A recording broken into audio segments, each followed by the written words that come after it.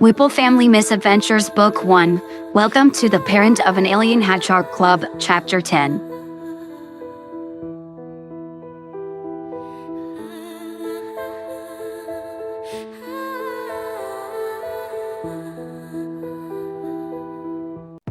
There was a ballroom brawl going on in the living room.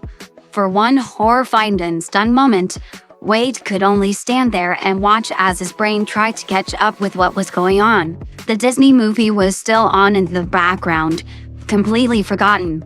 On one side, Shadow was raining clumsily but very fast attacks down on Silver, or at least attempting to. In between trying to dodge him, Silver looked like he was trying his hardest to catch Shadow with his cyan energy. Both looked absolutely furious, meaning this wasn't a play fight, and each clutching a piece of the remote. In the chaos, neither had heard him coming or that he had opened the door. Hey, what is going on here? Wade yelled, getting both their attention at once, identical looks of surprise to see him back so soon. Immediately, Wade regretted asking that, as both started blaming the other and then lapsed back into arguing. Sighing, he dragged a hand over his face. As Silver was easily much louder, Wade managed to get a few snippets. Allegedly, Shadow had stolen the remote from him. It quickly broke. And as super-powered preteen boys with very little critical thinking skills, they decided the best way to solve the problem was to duke it out. Okay. Wade said, holding up both hands for silence. For one wild moment, he wondered how on earth he was supposed to deal with this. As an only child himself, he naturally did not have much experience in dealing with two kids fighting with each other. But as Tom said, he was the adult and the one in charge. At least he knew he was supposed to handle this in some way. But how? Quickly, he made a decision. All right, you two are taking a timeout. Both hedgehogs stared at him blankly. What's that? It's this. You're going to stay here. Wade said as he moved Shadow to one corner of the living room and then took Silver to the opposite one. And you're going to stay here. No talking or getting up until 10 minutes are over. We're all going to calm down. Why? Shadow, that's talking. That's enough, both of you. Wade said, frustration from the situation putting a sharp edge into his voice. To his surprise, it worked. Both fell silent. Silver just pouted, arms crossed, glaring at the floor. For his part, Shadow only stared vacantly at the wall. After setting a timer on his phone and manually turning off the movie, Wade sunk into the couch and exhaled with relief, trying to calm his racing heart. And then he realized when the timer went off, he would be expected to walk them through trying to resolve this conflict, and he didn't have the foggiest idea where to start. Frantically, he got up and fetched one of the paneling teapots, flipping through it as fast as he could. It was really tempting just to sweep the entire mess under the rug and hope the two of them would forget about it, but quickly decided that was a terrible idea. If he had to make a bet, it would be that neither had ever dealt with any type of conflict resolution and both would probably still be upset at the other for any damage done. He didn't know how long Shadow would be staying here, and he wanted to keep the peace, not finding them at each other's throats again. When Wade couldn't find what he needed, and he had less than 4 minutes left, he turned to Google for answers. To his dismay, it involved a lot more talking about feelings than he expected. Okay, you both come here. We're going to talk to each other and apologize for hurting each other. Wade said when the timer went off, making sure his voice was crisp, firm, and didn't have any hints of how awkward he actually felt. After a moment, he decided to sit on the floor so he was closer to their eye level. Why? Shadow demanded as he came closer. Wade frowned, mentally taking note of how Shadow was always asking why. Because when you hurt someone intentionally or otherwise, you need to apologize.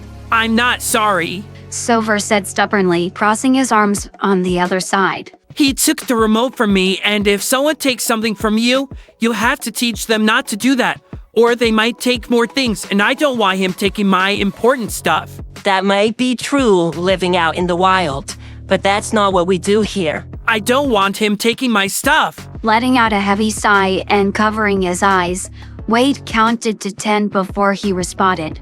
I know you don't. No one does. That isn't what I'm trying to convey here. I'm trying to convey not taking things from each other and then not attacking each other afterwards.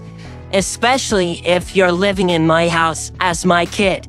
Especially over a remote that can be replaced for $10 or less. But Silver, since you spoke up, we can start with you. How did you feel when Shadow took the remote from you? Mad. And what did you do? He was trying to. I don't want you to talk about what he did. I want to talk about what you felt. Use statements like, I feel this. Silver bit his lip for a long moment. I was mad because he took the remote from me and held it away from me. I tried to take it back and then he broke it. And that made me even more mad. Wade turned his gaze back to Shadow. Shadow, did you break it on purpose so he couldn't have it? No, it was an accident. Are you being honest? It was an accident, like the shower curtain.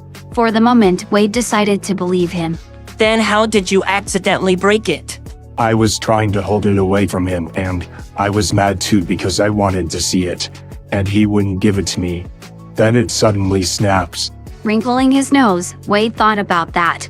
The shower curtain was one thing, but this is starting to look like a pattern of someone who didn't know their own strength. Why do you think it broke? Shadow was silent, staring at the ground for 5, then 10 seconds. His fingers began to flex repeatedly, and he squeezed his eyes shut. I don't know, it just did. Deciding it was best to move on, Wade nodded. Okay, so you both were upset about that. The website that he had frantically read stated that explaining feelings was the important first step, but now he couldn't remember why it was important or what happened after that. Hurriedly, he glanced down at his phone and scrolled to see what the next part was. Taking advantage of the pause, Silver quickly added, And then he tried to bite me and kick me. Because you threw that energy at me after the remote broke. Stop. Shadow, would you like it if we just took things from you, read them out of your hand, and then after that attacked you, trying to bite or kick you? No. Exactly. That's why you two need to both apologize, because if you wouldn't like it, then the other definitely did not. And Shadow, you can start. The dark hedgehog gazed at Silver blankly for several seconds before he spoke. Sorry. Sorry for what? I'm sorry for taking the remote from you and then trying to bite you and kick you. I'm sorry for using my psychokinesis against you. Good. Wade said, leaning back against the couch. And on that note, we're going to talk about fighting. It is not okay to fight each other. Use your psychokinesis against him, or try to bite, kick, punch, whatever, the other. That goes for both of you. For as long as you're in this house, there will be no fighting. If there's a problem between you two, you can talk it out or come get me. But if there's any more fighting, there will be consequences. You both understand? What about fighting for practice? Like sparring? No, at least for now. I wasn't even gone for 30 minutes and you two went after each other that quick. So now, back to my original statement. No fighting in any capacity, and no using powers on each other or anyone else for that matter. Both of you understand, right? After he got mumbled agreements from both, Wade pushed himself to his feet. Good. Now that that's done, Maddie wants to see both of you at the clinic this afternoon. I have to call her, so both of you get ready to go. We're leaving in 20 minutes. As soon as both of them disappeared down the hallway, Wade let out a long, slow breath, feeling like he had just ran a marathon, barefoot and without any water. He didn't need 20 minutes to prepare to leave, but he did need a few minutes to decompress after that. Hopefully, his attempt to discipline and then trying to resolve it afterwards had been enough. As soon as they got outside, Wade quickly remembered that Shadow had spent the last day and a half without shoes, just wearing socks. Up until now, it hadn't been an issue as the hedgehog had stayed in the house, but now, it just looked wrong to see him trying to navigate the snow-covered front yard without them. especially since the clouds looked like they were threatening to dump even more snow on them in the near future. Using his phone, Wade pulled up his bank account, and since he needed to go to grocery shopping again, having to go from just feeding himself to feeding one and then two alien kids made the food disappear faster, and he still had 3 whole days until his next payday. He moved a little money out of his savings and into his checking account. How come he doesn't have to sit in a booster seat? Silver asked, clearly annoyed by this turn of events. Because I don't have one for him and I'm not buying him one. If his adult might be coming to get him. Wade said, making sure the gray hedgehog was properly buckled in. Also forgot something? He held up a water bottle, the white light flashing, and handed it over. When is he coming? Shadow asked as it didn't feel quite right. So Wade brought a few pillows for him to sit on that kinda added a bit of height. At least it was something. Wade paused. I still haven't found a way to contact him. He said, which was technically true. He wanted to see what this case file about the guy said first. But I'll let you know when I find something. But for now, Wade shut the car's back door and slid into the front seat. we have some other stuff we need to do first. Play what? Wade glanced over his shoulder at Shadow. You need shoes, dude. Can I get shoes too? You already have shoes, buddy. He doesn't. So I was thinking we should stop by the store first and get him a pair, so his feet don't freeze. To his surprise, Shadow didn't look pleased at the news. His eyes darted towards the window, that stubborn look written all over his features. Will there be humans in the store? Yeah, this planet is full of humans. You're going to see them again. He shook his head once. I don't want to go. Wade frowned, puzzled. Shadow, I don't know what size you wear. I can't buy shoes for you and then bring them out and hope they fit and you like them. You'll have to come in. It will be fine. I won't let anyone bother you. No one's going to hurt you. Shadow only crossed his arms. No. For a long moment, Wade was silent, wondering if he should push the issue or just wait a few days and then try again. Okay. He finally said, putting the car into reverse and driving out of the garage. Wade had been pretty sure even before they left that Shadow wasn't going to submit to a medical exam, no matter how gentle it was. But he still couldn't have predicted what would happen. They arrived, got both of them out of the car, and inside the waiting room. What is this place? A clinic. I've been here before when I was sick, but Maddie took care of me. She's nice. Slowly, Shadow took another look around, his expression changing to one of horror and fear as his eyes traveled the room. He started to breathe loudly, deep, shuddering breaths that made his entire frame shake. Are you okay? In true fashion, Shadow didn't say a word, just bolted out the door. Caught between chasing after him and leaving Silver alone, Wade turned toward him. Will you be okay here for a minute? I promise I'm not leaving. I'm just going to check on him. I'll be right back. To Wade's relief, Shadow didn't just take off. He had only returned to the unlocked car. By the time Wade got outside, Shadow had crawled into the back seat of his car and was curled into a tight ball. Gently opening the door, Wade peered down at him. Are you all right? Uncurling slightly, Shadow snarled at him. Unmoved, Wade just took a step back to give him some space. Unlike what seemed like everything else, he actually had an idea of how to deal with this. As a person who had dealt with a lot of anxiety in the course of his life, he understood what it felt like. Not to mention, this almost looked like a panic attack. He opened the front door and sat down in the driver's seat instead. You know, a long time ago, back when I was in college, I used to get really nervous and upset before tests or important exams. So much so that sometimes I'd make myself sick over it. Then I saw someone who helped me learn to manage it. I still struggle with it sometimes, but it's not as bad as it used to be. And one of the techniques I learned was deep breathing. Wade had no idea if Shadow was even listening to him or not, but continued talking. It's not that hard. I use it a lot, especially when stuff starts stressing me out. It might help you as well. We can do it right now. Take a deep, slow breath in through your nose, then hold it for a few seconds, and then exhale. Demonstrating it twice, Wade glanced back again and was relieved to see the dark hedgehog had uncurled further and looked like he was copying him. That's good. It helps you relax and slow down your heart when it's racing. I'm not going back in there. That's okay. Wade said, even though he wanted to ask several questions why, to try and figure out what had caused this. But he didn't, and together, they just sat in silence as snowflakes started to fall once again.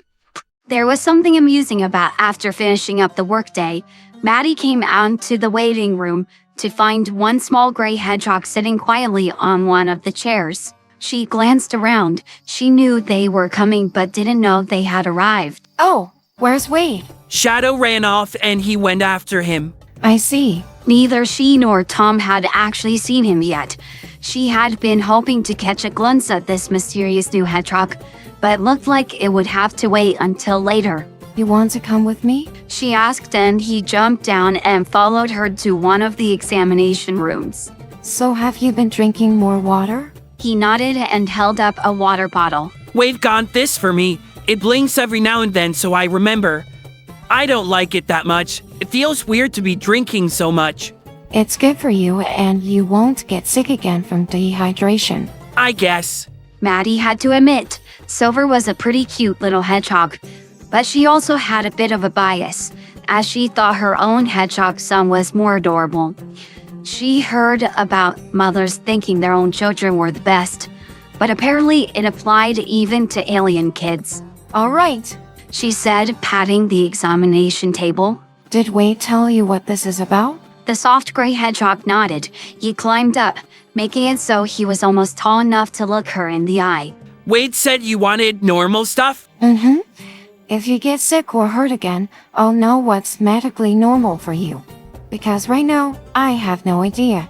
And while I know Sonic's normal, he's also a bit different than you. Silver stood patiently as she listened to his heart and lungs, recorded how many beats per second, took his blood pressure, temperature, then height and weight.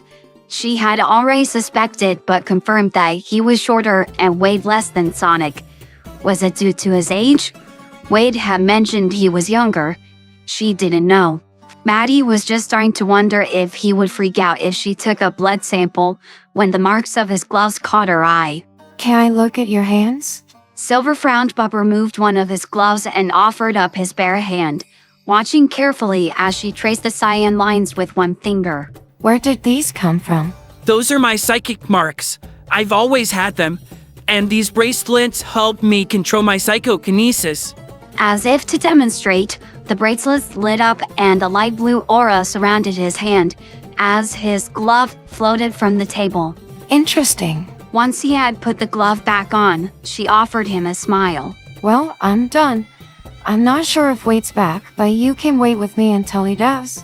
Okay. He jumped off the table and promptly started to closely follow her back to her office. Close enough she had to be careful not to step on him. So, do you like it here on Earth? Yeah. Nothing's on fire. There's lots of really good food. A lot of it I've never tried before. I like watching movies, and there's really nice plants, and that's cool. And there's clean water. Lots of it. Maddie blinked, not sure what part of that sentence to focus on first. Oh, that's nice. Sonic said you're like his mom now. He said, quickly changing the subject. Yes. Silver wrinkled his nose in a way she couldn't tell if he didn't like the idea or was simply confused by it. Why? Why not? He blinked up at her. He's a hedgehog and you're not. So, don't parents on your planet adopt outside of their species? Now he just looked crestfallen, one ear folded down. I don't know. I didn't really know that many people. Maddie spotted a chocolate bar on her desk from earlier. She grabbed it and offered part of it to him, who took it curiously. Well, yes, he is a hedgehog and we are human. But that doesn't really matter to Tom and I, and it probably won't matter to Wade either. That got his attention. His marigold eyes snapped upward. Matter to Wade? You mean he would become my dad? If that's what you and he want. No one else can decide that. Silver nibbled on the chocolate. I've never had a dad before. Never? No, Maddie sat down and the hedgehog used that strange aura power to float up and then sat down on the edge of her desk. It seemed to make it easier so he wasn't looking up at her all the time. What about when you were? She wanted to say little, but he was little, as he didn't even come up to her hip. Younger? Where were your parents? I never read them. I don't remember when I was a baby. Silver admitted, chewing a bigger bite of the chocolate. Someone took care of me when I was little, and then I got lost. Then I was with some kids, but then they made me leave. After that, I was usually on my own. Maddie could barely believe her ears. Were all alien kids resourceful enough to somehow survive alone at such a young age? First Sonic and then him. It made her wonder if it was unique to them or something everyone on their planet was capable of doing. And you just survived like that? Yep, I could usually steal what I needed if I couldn't find it. He finished the bar of chocolate and played with the wrapper, using his abilities to stretch it out and then crumble it up into a ball before he looked up at her. Can I ask you something? All right. What if he doesn't want to be? Maddie folded both hands in her lap. Wait. I doubt he would keep you around if he didn't like you or want you to be there. He might. Silver ducked his head. She reached out, gently smoothing his quills like she did with Sonic, noticing how he leaned into her touch. Silently, this topic was amusing to her. Just do one thing for me, okay? When you guys go home, talk to him. Just ask him. You'll never know if you don't ask.